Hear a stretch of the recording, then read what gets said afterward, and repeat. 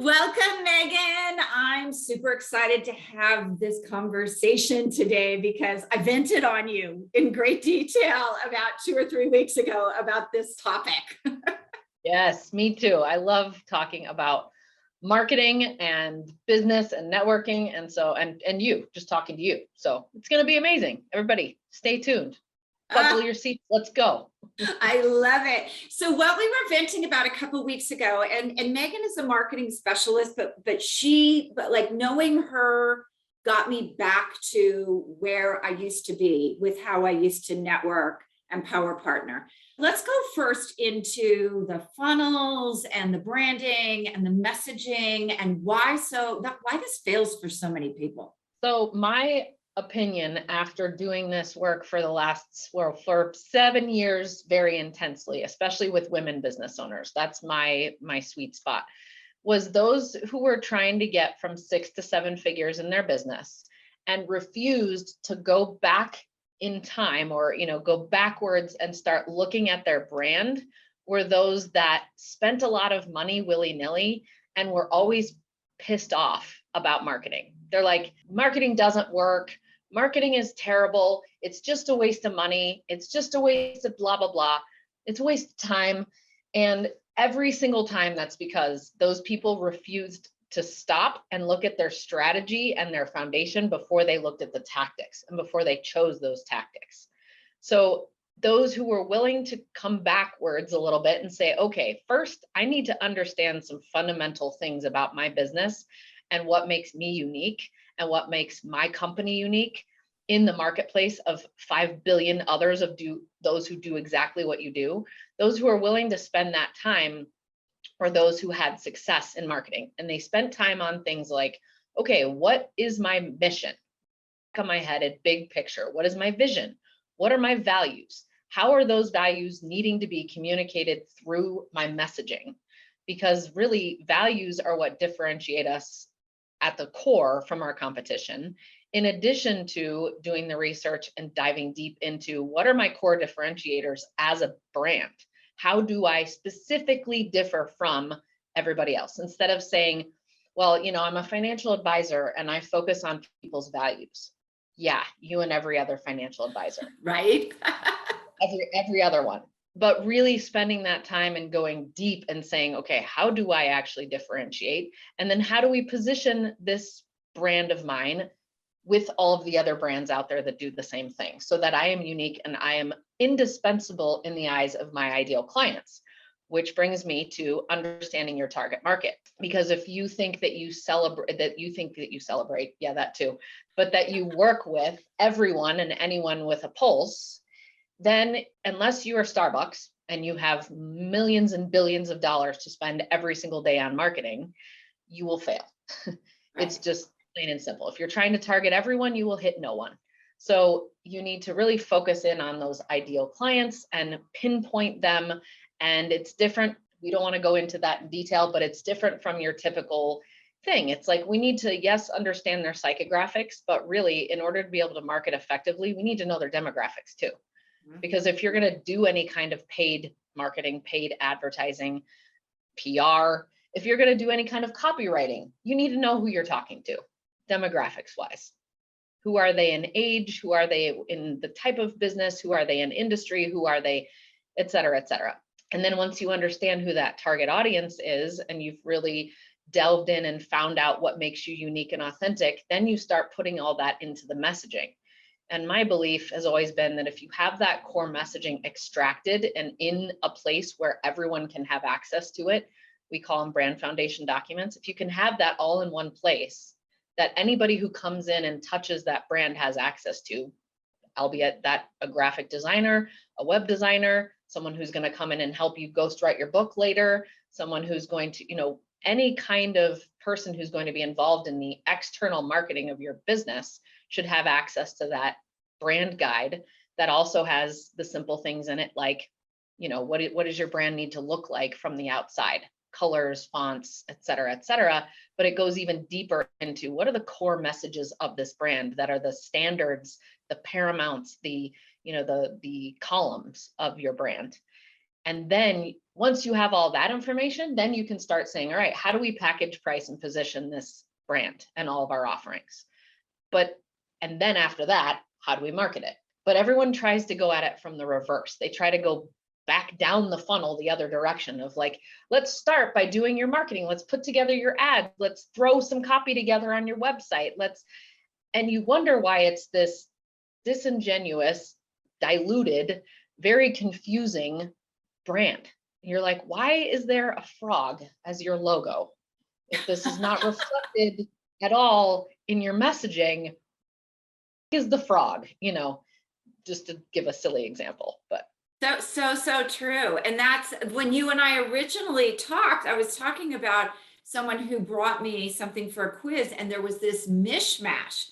I think it was B2B and it should have been B2C. And I'm sorry, it was B2C and it should have been B2B.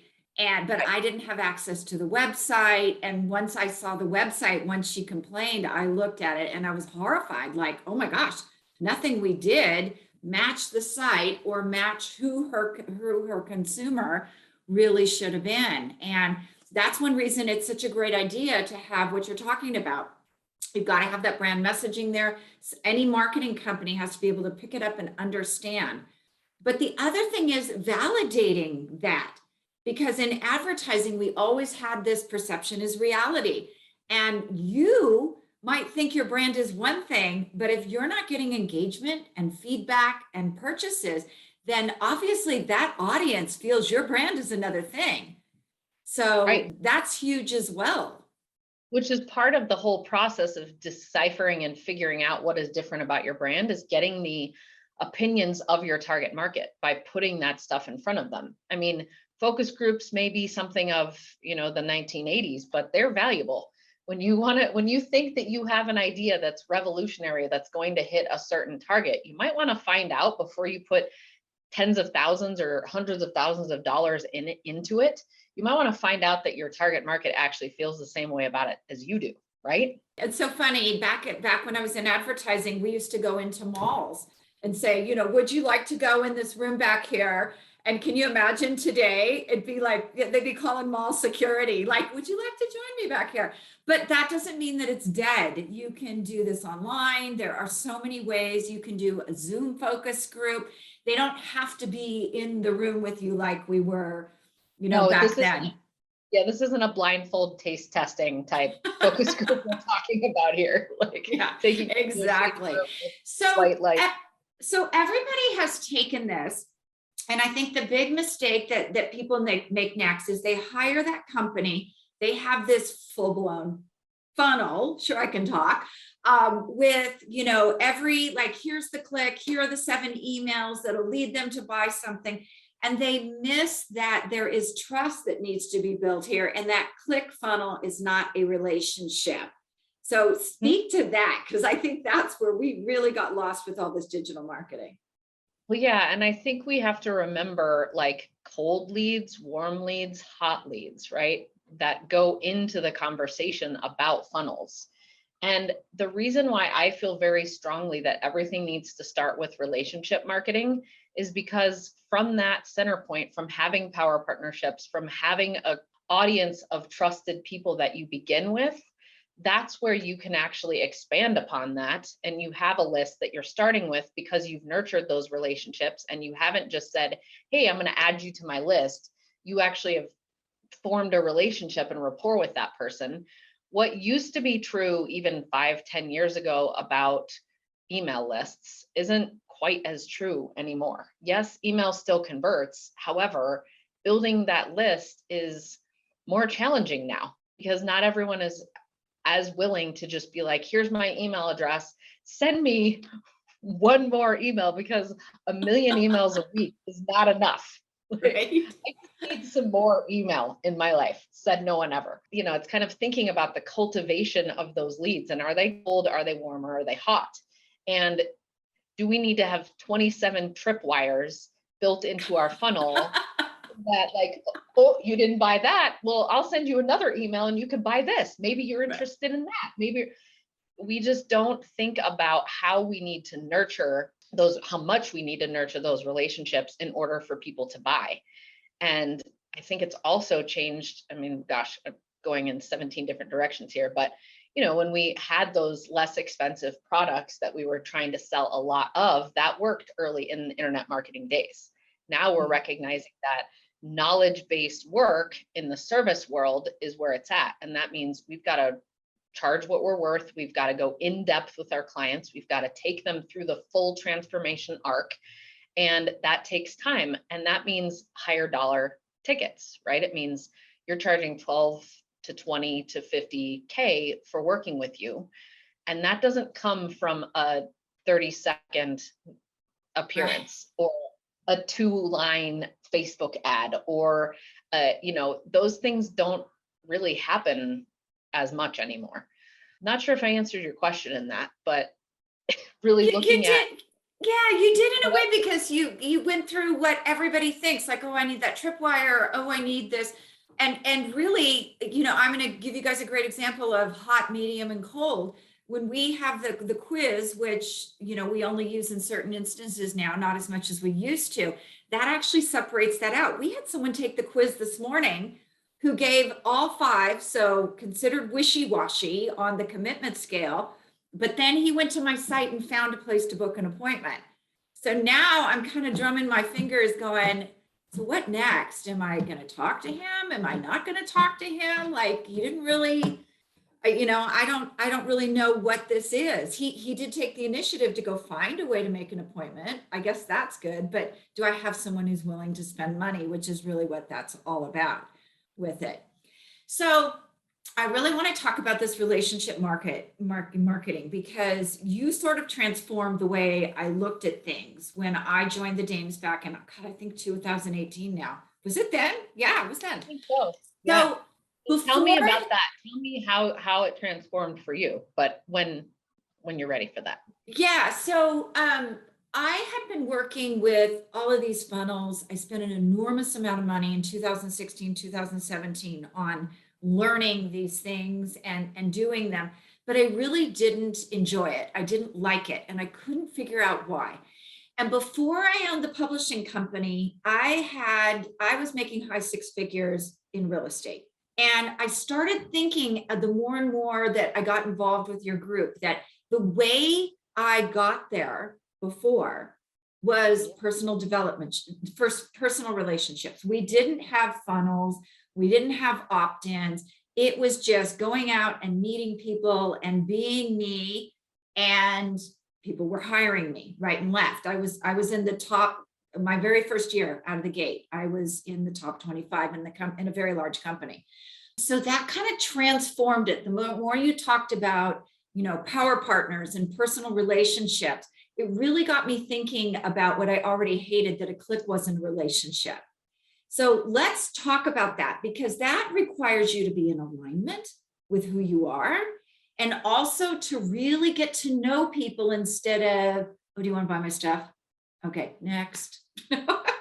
Yeah, it does. And I think that as you're speaking, I'm thinking, oh yeah, there are a lot of people who are afraid of relationships. And I think that is at the core of all of it. If you want to go super deep, right off the bat, I do think that there are a lot of people who are just plain afraid of creating those relationships. They have their own stories, limiting beliefs, things that they're telling themselves. And I have plenty of referrals of great therapists if you would like them, because I'm not the expert in helping you figure out how to create great relationships by fundamentally removing the blocks that you have to creating relationships. But that is the way to get there, right? Is that we have to understand and know that we are humans interacting with other humans, building deep relationships that then, once you have those relationships, can turn into and create amazing things like cross-referring a lot of business, collaborating to create something else that is hard to create all on your own. So you create with someone else who's an expert and you increase your footprint. It's having relationships where you can get on a call with someone and you can say, man, this thing about my life or my business is not working. Do you have any suggestions? And then being able to provide an outside viewpoint that we can't see inside of our heads that can shift everything, like on our 500K circle calls, which you've experienced, and you have all of these other different viewpoints from different industries and different businesses, models, different everything, looking at your problem and saying, oh, what about this? Have you thought about that? Curiosity is what can help us shift everything.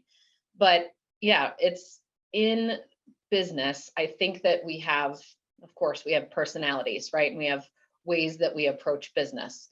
There are going to be certain personalities that are more set up for success in relationship marketing than others. Not to say that you can't transform, because you can if you're willing to, but you have to fundamentally believe or transform your beliefs into understanding that this is another person that I'm dealing with here. And if I don't treat them with respect, and if I don't get curious about who they are as a person and wanting to really understand them and form a relationship, then relationship marketing isn't going to work. And I should just stick with the clicks and, maximizing my cost per click ratio and whatever. Right. That's crazy though. That is so crazy. So let's talk a little bit about the power partnerships, because you guys have introduced me to people. I have some partners that I adore, and we get on the calls, and it's not all, I mean, we have to be respectful of each other's time, but it's also not all about, what can I do for you, or what can you do for me? A lot of it is, how's your family? What's going on in your world? Are you done with chemo? That's really, I feel like the people that I have as really strong partners in this group, I just adore those people. They're funny, they're quirky. They're kind of just like me, which I think we tend to do business with people just like ourselves. And also our clients are a lot like ourselves. Like, what if you're someone who's a little bit afraid of relationships, without getting into the therapist, what would you recommend? Like, just to jump in and start? Yeah, well, let's just talk maybe about what is a power partner, or the fundamental shift, because old networking has, if you kind of think about it as, like two people who do business back in the day, like 1800, one owns a general store and one's a barber. Well, they become power partners because they talk about each other's businesses to their clients that come in the door, right? They're like, oh, you need to go down the street and say, Earl, he's going to cut your hair like nobody has ever cut your hair before. And then Earl says, you need to go down the street to the general store and see my man, Bob, because he's going to help you. He's going to help you get exactly what you need for your farm care. So we think back to, that's old power partnering. But for some reason, when people started networking, they thought that it would be a good idea to walk into a room and walk up to someone and say, hi, I sell insurance. Do you need insurance? Exactly. Or walk up to someone and put your business card in their face and say, hi, do you want to publish a book today? Right. Hi, are you in need of XYZ? And that comes in from a lot of different things. We come in with this like desperation energy into networking. That's why networking has gotten such a bad rep, just like marketing has gotten such a bad rep because people don't go back to the foundation. Networking has gotten a bad reputation because people come in and they act as though it's transactional when it is not. Right. It is not transactional. And people come in with that desperation energy, which is understandable. I mean, I was recounting a story the other day of when I first started in business. I met someone, let's say it was a Monday. I had just gotten laid off from my job like a month before. This gentleman that I met with said, your mind is brilliant as it relates to marketing and PR. You should start your own business. 2 weeks later, I was sitting in my first leads group meeting, which I didn't even know what I just had started my business, right? I didn't even know what happened. So I guarantee you, I came into that room with such desperate energy because I'm like, I thought, this is funny. I thought that my first one-on-one ever, I thought it was a sales conversation. And most people do. I had no idea. Like I thought, oh, we're getting to know each other because you're wanting my marketing services. Right. But it was that first interaction afterwards where I walked away and all we had done is get to know each other. And I had no idea I literally 2 weeks before was in the corporate mindset. I had no idea, but that is, for me, that's when networking started to transform. But I still had this desperate energy and I still had this need to get people to, sign up for my social media marketing classes. And I approached it from that old way of networking for years. And I accumulated business cards and I didn't, even if I did follow up, the follow-up was just, Are you ready to sign up for my program?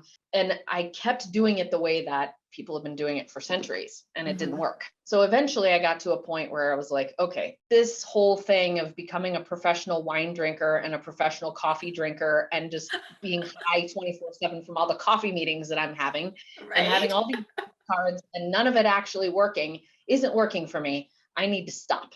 And so I just put myself on hiatus and was part of a mastermind group. They taught something of like the beginnings of what my power partner concept is. They taught it and it was like, oh, that makes a whole heck of a lot of sense. Let's go back to the first story I told about the 1800s and let's think about, okay, if I get to know Juliet really well and I get to understand what her book publishing business does, what the services are that she offers, and I understand who are her best clients, and then I'm out there in the world transacting with other people who could be her clients. I now know who she is so well, and I know what she does so well that I'm part of her sales team.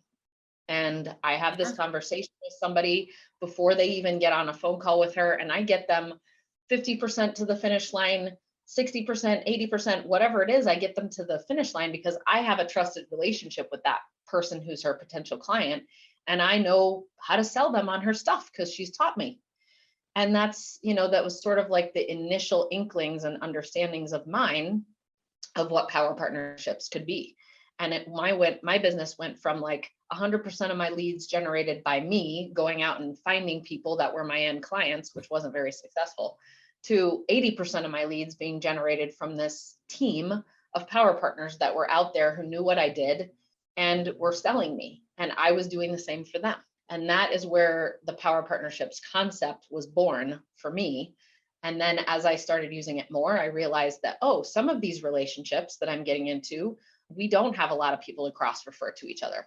However, we can mastermind challenges, and we do so like two amazing bosses who are able to slice through each other's limitations and help each other come up with ideas of how we can get to that next level. Or some people, like you said, you just form relationships that you're business besties and you even become best friends or really close friends. And those relationships with people who get you, it's like, I think I love my best friend. We've known each other for 40 years, but she doesn't have a friggin' clue what I do.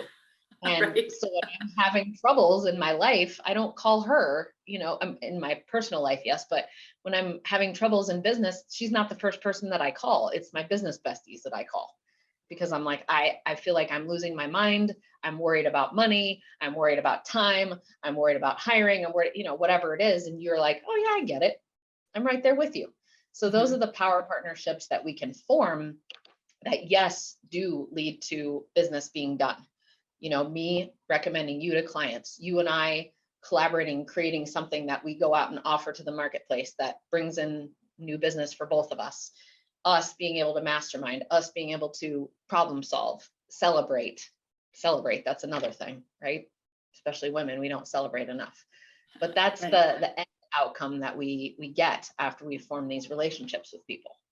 Yeah, and that is so true. So I heard you talk about that referral when I started with the dames, and not all my business comes from it, but when I started with the dames, my referral rate was about 50%. It is literally 95%. I'm the marketer who barely markets anymore. I almost wonder sometimes if I'm losing my skills in marketing my own stuff, but it is about 95%. And that is not, here's the other piece of that, you guys, is that it's not just from those people, that value that I've provided for my power partners, because occasionally I will do stuff for them just, oh, you need that? Well, here, let me do that for you. But not big stuff, of course, but little stuff that they need. But also when you hop on that call with somebody they've referred, not making it about sales, providing value, 9 out of 10 times they'll come back to you because everybody else tried to sell them. And then providing such value in your services that your past clients refer you. My past clients get the same percentage as my affiliate partners do because they've got the sales halfway there too. So Right. Yeah. Absolutely. And that's with your decision to have JV affiliates and JV partnerships. We have an affiliate program in the Dames, but there are a lot of people who are like, I just love sending people to the Dames. I don't need to be compensated. That's not what I want. And you have the same kind of relationships too. You have people who do, want to be your affiliates and those who don't, but that doesn't come right off the bat. Like, I want to make sure everybody hears that. Just like the first 5, I'm going to go back to newspapers now. If you sign up for a newspaper ad and you did one ad, chances are you never got anything from it. Right. Why do you think that every time now you look at the newspaper, it's like 75% ads and it's all the same damn companies? Well, because they understand that you have to have repetition in order to have any results be portrayed and happen.